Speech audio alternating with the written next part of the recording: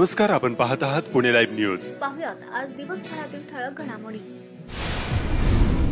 वाहन चालवण्याचा परवाना नसतानाही अल्पवयीन मुलांना गाडी देणाऱ्या पालकांवर कायदेशीर कारवाई चाकण शहरात सुरू करण्यात आली आहे। चाकण शहर वाहतूक पोलिसांनी मोठ्या प्रमाणावर दंडात्मक कारवाया सुरू केल्या आहेत।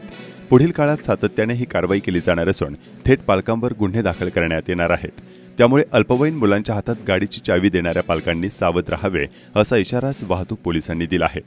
मोटार वाहन कायद्यातील तरतुदीनुसार चाकणमध्ये मागील 2 दिवसांपासून मोठ्या प्रमाणावर कारवाया सुरू करण्यात आल्या आहेत। चाकण वाहतूक विभागाच्या पोलीस निरीक्षक वर्षा पाटील यांनी याबाबत काय सांगितले पाहूयात। नमस्कार, मी इन्स्पेक्टर वर्षा पाटील, चाकण वाहतूक विभागामध्ये मी काम करते। आमचे जे माननीय DCP सर आहेत गायकवाड सर यांनी पूर्ण पिंपरी चिंचवड शहरामध्ये अंडर एज मुलांच्यावरती ज्या गाड्या चालवतात त्यांच्यावर त्या कारवाईचे आदेश दिलेले आहेत। 7 दिवसाचा हा ड्राईव्ह आहे। प्रत्येक विभागामध्ये कारवाई चालू झालेली आहे। आता असं निदर्शनास येते की जी 18 वर्षाच्या खालची किंवा 18 वर्षाची मुलं आहेत ती विदाऊट लायसन मोटरसायकल चालवायला लागल्यात। त्याच्यामुळे अपघाताचं प्रमाण मोठ्या प्रमाणात वाढलेलं आहे आणि ज्या गाडी ओनर आहेत त्यांनाही त्याचा भुर्दंड बसायला लागला आहे। तर उद्या कोर्टात गेल्यानंतर गाडी ओनरलाही खूप मोठा भुर्दंड बसतो। त्याच्यामुळे आपण ही कारवाई करतोय। अंडर एज मुलांच्या वरती आतापर्यंत परवा जवळजवळ 10 आणि आज जवळजवळ 24 कारवाया आपण केलेल्या आहेत। आणि लोकांना हे माहीत नाही आहे की चालक मालक आता आपण जो चालवतो तो अंडर एज असल्यामुळं त्याचं काही रेकॉर्ड नसते। त्याच्यामुळे मालकावरती 10,000चा दंड बसतो। त्याच्यात ट्रिप्सी असेल तर तो दंड वेगळा, विदाऊट लायसन वेगळं, अंडर एजचं वेगळं, मालकाला अशा पद्धतीनं हे दंड बसतायत। आणि दंड झाल्यानंतर परत पोरं येऊन आम्हाला विचारतायत की एवढा कसा काय दंड आहे। तर कायद्याचा अवेअरनेस खूप अजून आपल्या लोकांमध्ये कमी आहे। जे काय आता वाहतुकीच्या कलमांचे दंड वाढलेले आहेत त्याच्याबद्दल पण अवेअरनेस लोकांच्या मध्ये कमी आहे। पूर्वी कसं 100, 150 वगैरे असे चार्जेस असायचे, पण आता 500 अबाव सगळ्या ह्यांना चार्जेस आहेत। मोबाईल टॅकिंग म्हणा तर ते मोबाईलचं गाडी चालवत असताना मोबाईलवर बोललं तर त्याचाही जास्त दंड आहे। तर अशा पद्धतीने आपण कारवाईची मोहीम सुरू केलेली आहे। पहिल्या वेळेला 10,000 होतो आणि परत जर तोच मुलगा आम्हाला सापडला तर मग ती दंड वसूल केल्याशिवाय आम्ही गाडी सोडत नाही, म्हणजे मालकालाच तिथं बोलवून घेतो। लोकसभा निवडणूक 2024 प्रशिक्षण देण्यासाठी खेड पोलीस स्टेशनच्या वतीनं पोलिसांसह होमगार्ड यांची बैठक घेऊन PSI ज्ञानेश्वर राऊत यांनी मार्गदर्शन केले। लोकसभा निवडणूक बंदोबस्ताबाबत यावेळी माहिती देण्यात आली। रमजान ईद आणि पाडवा सणांच्या पार्श्वभूमीवर चाकण पोलिसांनी सोमवारी 8 एप्रिल 2024 रोजी शहरात रूट मार्च काढला होता। संपूर्ण माहिती देण्यात यावी, बॅच आणि ओळखपत्र आहेत का हे बघायचं, त्याच्यानंतरच आत सोडायचं सगळ्यांना। त्या दिवशी किती मतदान झालं हे बघण्यासाठी सारखे येत असतात एका तासाला।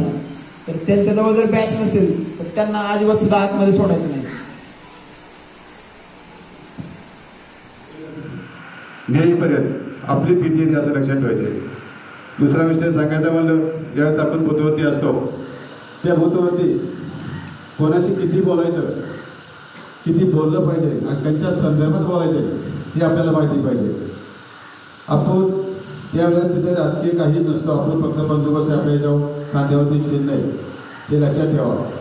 कोणी असं तुमचा मित्रही भेटू द्या, त्याला सांगायचं आज नाही भाऊ, उद्या आपण जेवायला जाऊ, पण आज भेटायचं आज बोललो नको प्लीज, मी बंदोबस्त करतो। महापारेषण कंपनीच्या 400 kV अतिउच्च दाब लोणीकंद उपकेंद्रात बिघाड झाल्यामुळे चाकण MIDC मधील महापारेषणच्या 3 अतिउच्च दाब उपकेंद्राचा वीज पुरवठा बंद पडला। परिणामी महावितरणच्या 34 वीज वाहिन्यांचा वीज पुरवठा देखील बंद पडला। त्यामुळे चाकण MIDC व परिसरातील सुमारे 40,300 घरगुती, वाणिज्यिक व औद्योगिक ग्राहकांचा वीज पुरवठा सोमवारी दिनांक 8 एप्रिल 2024 सकाळी 9:30 ते 10:15 वाजेपर्यंत बंद राहिला। मोई येथे धर्मवीर छत्रपती शंभूराजे प्रतिष्ठान यांच्या वतीने धर्मवीर छत्रपती संभाजी महाराजांच्या 335व्या बलिदान दिवसानिमित्त विविध कार्यक्रमाचे आयोजन करण्यात आले होते। काकडा आरती, समाधीस्थळाचे दर्शन, ग्राम प्रदक्षिणा, मूक पदयात्रा, प्रतिमा पूजन आदी उपक्रमांचा यात समावेश होता। इस्लामच्या बादशाहाला मदत केलीच पाहिजे आणि साताऱ्याच्या वेड्याच्या वेळी त्यातले काही मुस्लिम या सगळ्या लढ्यामध्ये जे मारले गेले त्यांच्याविषयी तो म्हणतो, ज्यांना मृत्यू आला ते शहीद झाले। राजगुरुनगर शहरातून जाणाऱ्या जुन्या पुणे नाशिक महामार्गावर मोठ्या प्रमाणावर कचरा टाकला जात असल्याचे चित्र पाहावयास मिळत आहे। तसेच चासकमान डाव्या कालव्याच्या परिसरात कचरा टाकण्यात येत आहे। नगर परिषदेने याबाबत कडक उपाययोजना करण्याची गरज आहे। राजगुरुनगर शहरात पाणी नसल्याने तेली आळी भागातील महिला व पुरुषांनी नगर परिषद अधिकाऱ्यांना घेराव घालून निषेध नोंदवला। गेले तब्बल 22 दिवस तेली आळी व परिसराला रस्त्यांच्या कामामुळे पाणी मिळत नसल्याचे स्थानिकांचे म्हणणे आहे।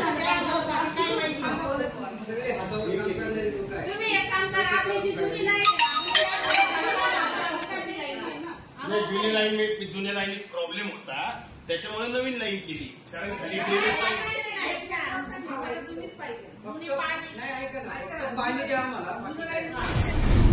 राजगुरुनगर येथे गर्भवती स्त्रियांसाठी लसीकरण उपक्रमाचे आयोजन करण्यात आले होते।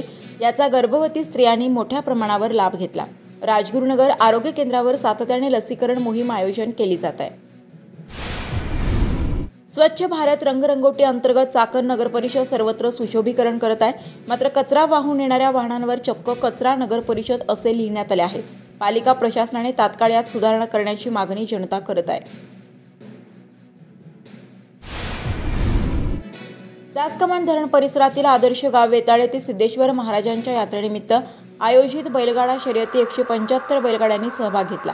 फायनलमध्ये आलेल्या बैलगाड्यांची चित्तथरारक शर्यतीमध्ये निलेश घनवट आरबुज यांच्या बैलगाड्याने फायनलमध्ये प्रथम बाजी मारली। मराठा आंदोलक मनोज जरांगे पाटील यांचे आळंदी शहरात जोरदार स्वागत करण्यात आले। जरांगे पाटील यांनी श्री संत ज्ञानेश्वर संजीवन समाधीचे दर्शन घेतले। यावेळी मनोज जरांगे पाटील यांचा सन्मान देवस्थानच्या वतीने श्रीफळ व शाल देऊन करण्यात आला। खेड तालुक्यात खरेदी विक्रीचे व्यवहार आता शासनाच्या तिजोरीत मोठी भर घालताना दिसत आहेत। तालुक्यात 3 दुय्यम निबंध कार्यालय आहेत। 1 एप्रिल 2023 ते 31 मार्च 2024 या आर्थिक वर्षात 38,952 दस्त नोंदणी झाली आहे। 250 कोटीचे उद्दिष्ट असताना तब्बल 290 कोटी 87 लाख रुपये या माध्यमातून शासनाला मिळाले आहेत। त्यात खरेदी विक्री दस्त नोंदणीतून 264 कोटी 30 लाख रुपये मुद्रांक शुल्क म्हणून तर 26 कोटी 57 लाख नोंदणी फी म्हणून शासनाला मिळाली असल्याची माहिती राजगुरुनगर येथील तहसीलदार कार्यालयाच्या आवारातील खेड क्रमांक 1 च्या दुय्यम निबंधक वंदना पोळ यांनी पुणे लाईव्हला दिली आहे। ई-पीक पाणी हे शासनाचं ॲप सध्या नादुरुस्त असल्याच्या तक्रारी शेतकरी करत आहेत। त्यामुळे शेतकऱ्यांना आपल्या पीक पाण्याची नोंद करता येत नाही। त्यामुळे बऱ्याचशा संकटांना शेतकऱ्यांना सामोरे जावे लागते। यासाठी तहसीलदार प्रांत तलाठी कार्यालय यांच्याकडे अजून कसली कारवाई झालेली नाही। श्री क्षेत्र खंडोबा कडधे गावचे सुपुत्र शंकरराव देवदरे यांची all India Punjab national bank employees असोसिएशनच्या अध्यक्षपदी निवड झाली। शिरूरमधील महाविकास आघाडीचे उमेदवार डॉक्टर अमोल कोल्हे यांनी पत्रकारांशी बोलताना विविध विषयांवर आज चर्चा केली। आमदार मोहितेंच्या व्यक्तिगत टीकांना उत्तर देणे महत्त्वाचे नाही, मतदारसंघात किती प्रकल्प मला आणता आले हे महत्त्वाचे आहे। मी कोणाला चहा पाजला की नाही यापेक्षा मला कांद्याचे बाजारभाव महत्त्वाचे असल्याचं सांगत कोल्हे यांनी आमदार मोहितेंच्या वक्तव्यावर साफ दुर्लक्ष केले। अतुल देशमुख भाजपमधून बाहेर पडले, ये तो सिर्फ ट्रेलर है असे म्हणत आणखी काही दिग्गज महाविकास आघाडीत येण्याचे त्यांनी संकेत दिले। पक्षांना प्राधान्य देत असतात, त्यांचे बाईट्स दाखवत असतात, त्याच माध्यमांवर दिलीप मोहिते म्हणतात महिनाभर पेपर वाचू नका आणि टीव्ही पण पाहू नका। मला वाटतं महायुतीच्या एकूणच कार्यकाळामध्ये फ्री प्रेस इंडेक्समध्ये माध्यम स्वातंत्र्यामध्ये देशाची जी सातत्यानं घसरण झालेली आहे आणि माध्यमांना कशा पद्धतीने, ज्याला आपण लोकशाहीचा चौथा स्तंभ म्हणतो, या लोकशाहीच्या चौथ्या स्तंभाविषयी महायुतीचे मान्यवर नेते काय विचार करतात हे मला वाटतं मान्य आमदार महोदयांचं हे विधान त्याचं द्योतक आहे। त्यामुळे सर्वसामान्य जनतेने ही गोष्ट लक्षात ठेवली पाहिजे की लोकशाहीच्या चौथ्या स्तंभावर जर अशा पद्धतीनं कोणी टिप्पणी करत असेल तर त्यांच्या मनात या माध्यमांविषयी किती आदर आहे। कारण माध्यम हे हा लोकशाहीचा चौथा स्तंभ आहे, त्याविषयी आदर हा ठेवलाच गेला पाहिजे। कारण त्याशिवाय जे लोकांचं म्हणणं आहे, जनतेचं म्हणणं आहे हे पोचणारच नाही। तर आत्ता लोकसभेतले जे उमेदवार आहेत ना ते जात्यात आहेत, विधानसभा ज्यांना लढवायची ते सुपात आहेत। त्यामुळे विधानसभा ज्यांना लढवायची असेल महायुतीतून त्यांच्या काळजात आत्ताच धगधग सुरू झालेली आहे। शिरूर लोकसभा मतदारसंघात आता प्रचार शिगेला पोहोचू लागला आहे। अमोल कोल्हे आणि शिवाजीराव आढळराव यांच्यात लढत होत असलेल्या या मतदारसंघामध्ये खेड तालुक्यातील अनेक प्रश्न मात्र आजही तसेच आहेत। येथील प्रलंबित प्रश्न मार्गी लावण्यासाठी आढळराव म्हणतात मी 15 वर्ष आणि कोल्हे म्हणतात मी 5 वर्ष खूप काही काम केलं। मात्र याबाबत सर्वसामान्य मतदार नेमकं काय म्हणतायत पाहूयात। मी माझं पहिलं मतदान केलं मी 2004 साली। अशोक मोळ आणि शिवाजीराव आढळराव पाटील उभे होते, तर मी पहिलं मत आढळराव पाटलांना दिलं। त्याच्यानंतर आढळराव पाटील हे 3 वेळा खासदार या मतदारसंघातून निवडून आले, प्रचंड मताधिक्याने निवडून आले. त्याच्यानंतर 2019ला कोल्हे आले. आता आमचे दैनंदिन तुम्हाला प्रश्न सांगतो, 2004 साली एवढी काय वाहतूकची समस्या नव्हती, पण अलीकडं काय आले, इंडस्ट्री वाढली. इंडस्ट्रीचा त्यांनी प्रचंड सगळेच लोकप्रतिनिधी म्हणतात किंवा खासदार आमदार काय आपले पालकमंत्री सांगतात की आम्ही इंडस्ट्री आणली, आम्ही सर्वांगीण विकास केलेला आहे मतदारसंघाचा. पण माझं एक म्हणणं आहे, ज्यावेळी तुम्ही मतदारसंघाचा विकास करत असता, ज्यावेळी इंडस्ट्री उभारली जाते, त्या इंडस्ट्रीसाठी संलग्न रोड अस्तित्वात आणलेत का यांनी? आज तुम्ही पहा, 2009 सालापासून इंडस्ट्री इतकी झपाट्याने वाढ झालेली इंडस्ट्रीमध्ये. आज फक्त पुणा नाशिक रोडवर इतका प्रचंड ताण आहे. जर आपल्याला इथून जर जायचं असेल पुणा नाशिकला, म्हणजे पुण्याला, चाकणवरून पुण्याला जायचं असेल तर 2-2, 2.5 तास वाहतुकीमध्ये अडकून पडतात नागरिक. ह्या नागरिकांनी काय चूक केलेली? मी म्हणतो कुठल्याही पक्षाचा माणूस असू द्या, आज आढळराव पाटील असतील किंवा कोल्हे असतील, आम्ही कोण निवडून येते ह्याच्यासाठी नाही, आमची काय समस्या आहे त्याला काय जाणीव आहे. मी म्हणतो वक्तृत्व तर सगळ्यांकडे, कोल्हेंक कर्तृत्व पण सिद्ध करता आलं पाहिजे. किंवा हवा कोणाची याहीपेक्षा आम्हाला असं वाटतं, गेले अनेक वर्ष आमचा पुणा नाशिक हायवे उड्डाणपूल म्हणा किंवा रस्ता रुंदीकरण म्हणा, याविषयी आम्ही फार या ठिकाणी तीव्र नापसंती आहे. कोण निवडून येईल, कोण खासदार होईल, यापेक्षा आमच्या यातना, आमच्या जे ठेचा आहेत त्या आम्हाला माहीत. अनेक नागरिक, अनेक वाहनधारक या समस्येला दैनंदिन जीवनात कारखानदार, कामगार तोंड देतात. तर तो पुणा नाशिक रोडचं काय? आणि दुसरी गोष्ट, गेले अनेक वर्ष आम्ही सांगत असतो की आमचं पाणी आम्हाला राहू द्या, धरण उशाला आणि कोरड घाशाला, अशी परिस्थिती आमची नागरिकांची झालेली आहे. म्हणूनच असं वाटतं, पुण्याला जे पाणी दिले गेलं त्याविषयी आमचं मत काही नाही, पाणी सर्वांसाठी आहे. परंतु 2026च्या आसपास आम्हाला सिंचनासाठी किंवा प्यायच्या पाण्यासाठी सुद्धा या ठिकाणी आम्हाची मारामार होणार आहे, त्याविषयी कुणी बोलत नाही. परत व्यापाराविषयी किंवा वाहतुकीमुळं काही कारखाने या ठिकाणी जातात की काय, त्यामुळं जो सर्वसामान्य नागरिक या ठिकाणी घरं घेऊन, जागा घेऊन उभा राहिलेला आहे, काबाड कष्ट करून हप्ते भरतोय, त्याच्या पुढच्या जीवनाचा आधार काय, अंधकार होतोय की काय, असं आम्हाला वाटतं. निश्चितपणे कुणाची हवा किंवा कोण काय, आजपर्यंत खेड तालुक्याने सर्वांना भरभरून दिले, पण खेड तालुक्याला कुणी भरभरून दिले असं वाटत नाही. कारण पाठीभर देण्यापेक्षा वाटीभर द्यावं असं आम्हाला वाटतं. आणि ते वाटीभर तुमच्या या राजकारणी लोकांच्या माध्यमातून व्हावं, की आमच्या समस्या सुटल्या जाव्यात. आज शिरूर लोकसभा मतदारसंघामध्ये एकंदरीत सर्वसाधारण विचार केला तर सर्वसामान्यांचं मत असं आहे की कोल्हे साहेबांचीच हवा आहे.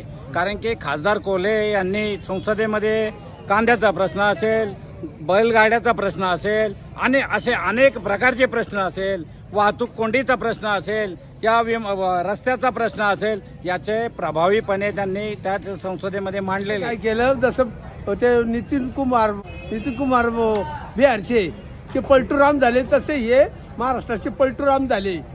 ते त्यांच्या विश्वास ठेवू नका, कोल्हेलाच मतदान द्या. चाकण शहराच्या बहुचर्चित पाणीपुरवठा योजनेच्या कामाला आता प्रत्यक्षात सुरुवात होत आहे. यासाठी मोठ्या प्रमाणावर शहरात पाईप आणून ठिकठिकाणी ठेवले असल्याचं चित्र पाहावयास मिळत आहे.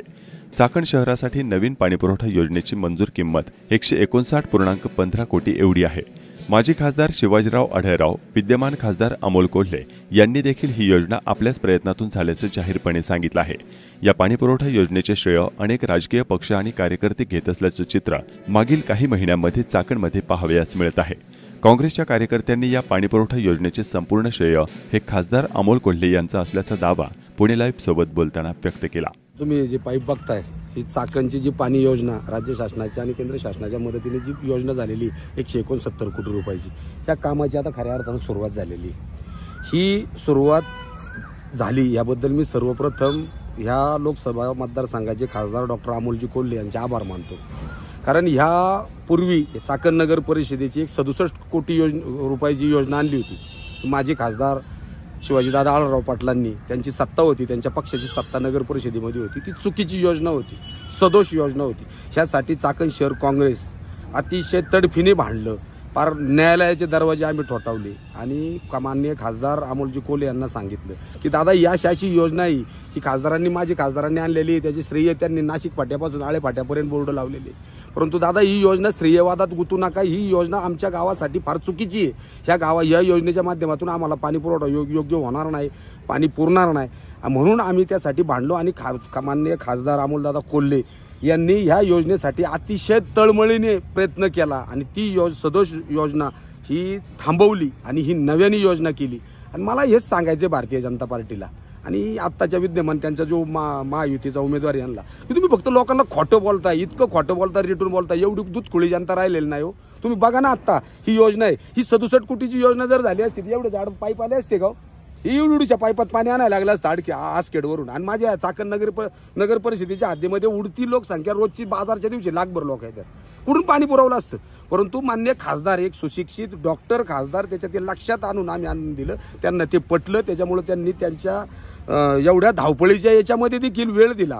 वेळोवेळी प्रशासनाबरोबर मिटिंगा केल्या, नगर परिषदेच्या प्रशासनाबरोबर संवाद साधले, आमच्याशी संवाद साधले, कागदाचा पाठपुरावा केला आणि त्यामुळं ही आजची योजना झालेली. माझं भारतीय जनता पार्टीची जे कालपासून यांची भाषणं चालल्यात ना की खासदारांनी काय केलं, खासदारांनी काय, माझ्या गावासाठी खऱ्या अर्थाने 167 कोटीची योजना आणली याचा मला सार्थ अभिमान आहे. आणि म्हणूनच माझा चाकणकर नागरिक 100 ना 101,000% सांगतो की खासदार अमोल कोल्हेला लीड दिल्याशिवाय राहणार नाही. नमस्कार, आपण पाहत आहात पुणे लाईव्ह न्यूज.